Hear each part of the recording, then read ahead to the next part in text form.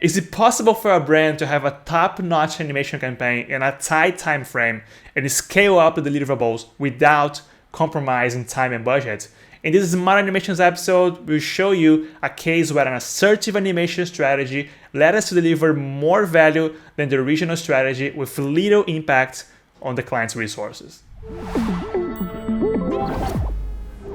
Hey there, I'm Felippe Silveira, and together with me is Raff Marks. We're the founders of Moe, the animation and motion graphics studio focused on bringing ideas to life through animations made with purpose.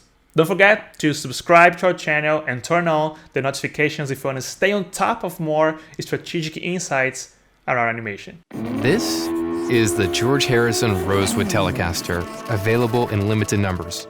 When working with Fender on their campaign for the George Harrison Rosewood Telecaster guitar, we already started with a challenge. They came to us with a few illustrations and a storyboard already in place. Still, in order for us to deliver the project within this short time frame that we had, we needed something there that was more detailed than what they originally had.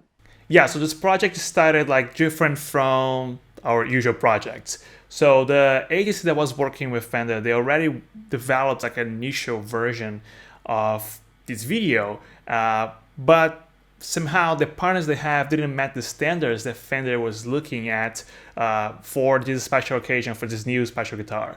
So when they came to us, the task was basically how we can make this better, or in the end, how we can scrap this out and bring something new that's going to be better and going to meet the standards, but still the time was running, so the deadline was still there. Even though they spent a lot of time with this previous partner before, now we had to catch up and make sure Fender would have something amazing by the launch of this new George Harrison Guitars Edition. Using rosewood for a solid body Telecaster, the result is a unique and unparalleled resonance and sound signature. We had to minimize the risks of adjustments and reviews later on, simply because we didn't have time to lose on the project. So what we did is that we talked to them and we decided to lead a new version of the storyboard based on their original version. And the intention was to use our expertise to understand where we could cut some corners, where we could better use animation to tell a story, or how we could add a few elements on scenes that maybe were taking a little bit more than we would like, with a few less illustrations that we actually had. And during this process, we also discovered two new challenges. One of them was that the story wasn't documented at all, so we didn't have any photos or videos to use in the video. The other challenge was that we had a small selection of pre-approved pictures from George Harrison. So at the end of the day, we had to mix and match. So the solution that we came up was to do a mix of images and illustrations in order for us to kind of recreate the story that actually happened. A good example of this is the scene where we have the designers in the workshop. Since we didn't have any pictures of them working together and creating the guitar, we had to recreate this somehow. The solution for that was to have two pictures of people sitting together, almost like they were sitting and talking and collaborating. We had a line that goes around them to show not only the line represents a little bit the chord of the guitar, but also it represents the flow of ideas and the collaboration between them, because they go around and they kind of become part of the scene. And the solution for the two designers that we didn't have pictures of them work together, the idea was simple. We used name tags and we put their names over their face. We have the body as normal bodies, like pictures, but then the face, they're covered by a name tag. And this allows us to tell the story in a more abstract way, but still it is an interesting way. This one-of-a-kind telly makes its way across the Atlantic in its own seat, then somehow through London traffic to I'll take that. Another good example of this is the scene that we showed the guitar going from California to London. This is really funny because at the end of the day, they couldn't ship it as a cargo, and they had to buy tickets, like real seats in an airplane. So we wanted to represent this because it's a quirky moment from the story. George, did you get the telly? George? The Rosewood Telecaster's unique sonic signature helped inspire several iconic tracks, immortalizing its place in music history.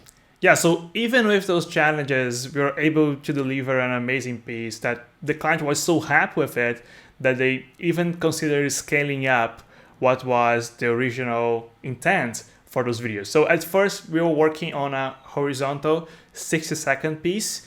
And after seeing what we were able to achieve in such a short time frame, they wanted to do more. So they were looking for, yeah, let's do like a vertical version, let's do like a square version, let's do a 30-second as well. But yeah, but the thing is, we still were working on a short time frame.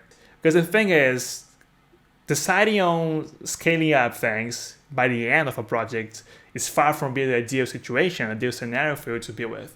But we can still find ways to do so without compromising the story or the visuals and things like that. After evaluating, we saw that the vertical version wouldn't be able to be done within the time frame we had, because of course it wasn't built to work on this way. But for the square version, we saw that most of our scenes were almost there in terms of hitting this version. So basically the work here was, since we had the final piece and we had the 30-second intention, or for coming from 60 to 30-second intention, we looked at those moments where we had, all the continuous movements. Those are moments we need to keep and lock and not change.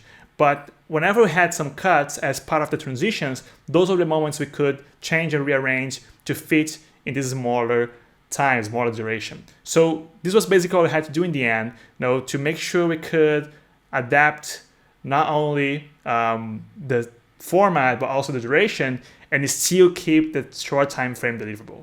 And that's why strategies animation is so important. From the moment of facing this tight deadline and find solutions through the production process and visual solutions as well to meet such tight schedule, but at the same time on understanding how we can scale up a project without compromising the deadline and without going all the way over budget as well.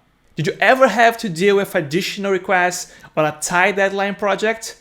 Share with us how you managed to handle that. And don't forget to learn more about making smart animations. Subscribe, turn on the notification for our content. Also, check this and more content on our website, moe.studio, and I'll see you in the next video.